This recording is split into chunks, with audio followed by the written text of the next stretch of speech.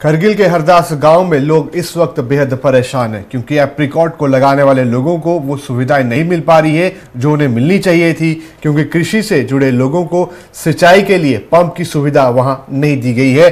नहर से पानी सीधा खेतों तक न आने के कारण खेत बंजर हो चुके हैं और लोग इस वक्त बेहद परेशान हैं। हालांकि प्रशासन की तरफ से इन लोगों को दावे आश्वासन जरूर दिए गए थे, इन्हें मशीनें दी जाएगी और पंप की सुविधा भी उपलब्ध करवाई जाएगी, लेकिन दावे और वादे कितने सच्चे साबित हुए लद्दाख यूनियन टेरिटरी बनने के बाद, वो आप इन्हीं लोगों की जुबानी सुनिए। मैं आप लोगों को शुक्रिया अदा करना चाहता हूं कि आप लोगों ने हमारे इस मुसीबत के टाइम में आके दुनिया सब लोग हमारे बात पहुंचाने की कोशिश की है। जो पानी का मेन सोर्स है, हम हरदास जो है ना, जैसे कि आप जानते हैं कि पूरे अब डिस्ट्रिक्ट में हम माना जाता है, ये बहुत ज़ख़ीर माना जाता है हरदास को। इसका पानी का सोर्स मेन कुल जो आता है ना जनाब वाली आता है बडगाम से, वहाँ से यहाँ तक लगता है कम से कम 13 किलोमीटर, क्योंकि ये कुल अब थोड़ा पुराना हो चुका है, अब ये बहुत जगहों पे ये डैमेज हो चुका है। और गवर्नमेंट ऑफ इंडिया, हम लद्दाख यूटी इससे पहले की गवर्नमेंट से हमने अपील किया था, कुछ जगहों पे थोड़ी रिपेयरिंग हो गया, मगर इसके पूरे रिपेयरिंग की ज़रूरत है। इसलिए अब जहाँ हम वहाँ से पानी लाते हैं तो पानी लीकेज की जाते हैं, हमको पानी बहुत कम पहुँचता है। रिक्वेस्ट करने के बाद हमें काजो अहमद खान के टाइम में यहाँ पे हमें एक मैकेनिकल के थ्रू एक पंप उन्होंने दिया था, और पंप के थ्रू हमने पिछले 10 साल से जब से पंप मिला तो हमें थोड़ा पानी के सहूलियत बढ़ गए थे। अब क्योंकि इस साल 10 साल के बाद इस साल ये पंप भी अब खराब हो चुका है। अब आपने अभी तक ये सब वीडियो देख के सबको दिखा दिया है कि मतलब कैसे ज़मीन इधर जो हमने जौ लगाया था वो जल्दी सूख गया। इसके बाद इस साल ना हमें घास मिलेगा ना हमें जौ मिलेगा, इससे ज़मींदार को बहुत नुकसान होगा। इसको अगर अंदाज़ा लगाएगा तो करोड़ों से ऊपर होगा, क्योंकि एक ज़मींदार जो है ना यहाँ पे कम से कम उसको घास जो है ना वो 5 कुंटल से कम नहीं आता होगा, उसको अनाज भी कम से कम 2-3 कुंटल से उसको कम नहीं होता। उसको अगर 250 चूल्हे पे अगर आप उसको डिवाइड करेगा तो आप कैलकुलेट कर दीजिए ज़मींदार का कितना नुकसान हो गया होगा।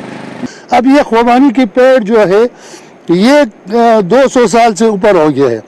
ये एक ही साल में 2-3 महीने के अंदर ये तमाम पूरा ख़त्म हो जाएगा। कि हमने सीसी साहब के पास गया, डीसी साहब सब के पास गया कि हम लोगों को मेहरबानी और एक मशीन वहाँ पर जो है वो रखना ज़रूरी है। तो अभी तक कुछ पता नहीं हो गया।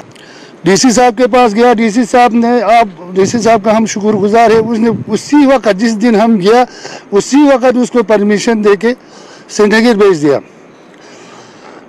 आदमी साथ नहीं जा सका क्योंकि डीसी साहब ने कहा अगर आप लोग यहाँ से साथ जाएंगे तो वहाँ पर 14 दिन आपको क्वारंटाइन में बैठना पड़ेगा। ठीक हो के यहाँ पहुँचा था, हालांकि वो मशीन लाने में पूरा गाँव वाले को जाना पड़ता है, उधर रोड नहीं है, उसको उठा के जहाँ पंप रखा है वहाँ तक पहुँचाने के लिए पूरा गांव वाला जाके उसको ला के फिट किया, सिर्फ 15 मिनट चला, उसके बाद फिर ख़राब हो गया। हरदास में खुशक-साली अक्सर देखने को मिलता है, लेकिन कई सालों से गवर्नमेंट की जानिब से लिफ्ट इरिगेशन के लिए मशीन मुहैया करने के बाद इनको थोड़ी बहुत राहत मिल रहा था, लेकिन अभी मशीन की ख़राबी की वजह से यहाँ के लोगों को और भी प्रॉब्लम से गुजरना पड़ रहा है। क्योंकि हरदास ज़िले करगिल का और लद्दाख का एक ऐसा गांव है जिसे एप्रिकॉट विलेज भी कहा जाता है। ये इलाका बहुत ज़रखेज़ है, लेकिन यहाँ के लोग इस साल जो ज़रखेज़ ज़मीन पे डिपेंड है, फसलों पे डिपेंड है, इस साल उन सारे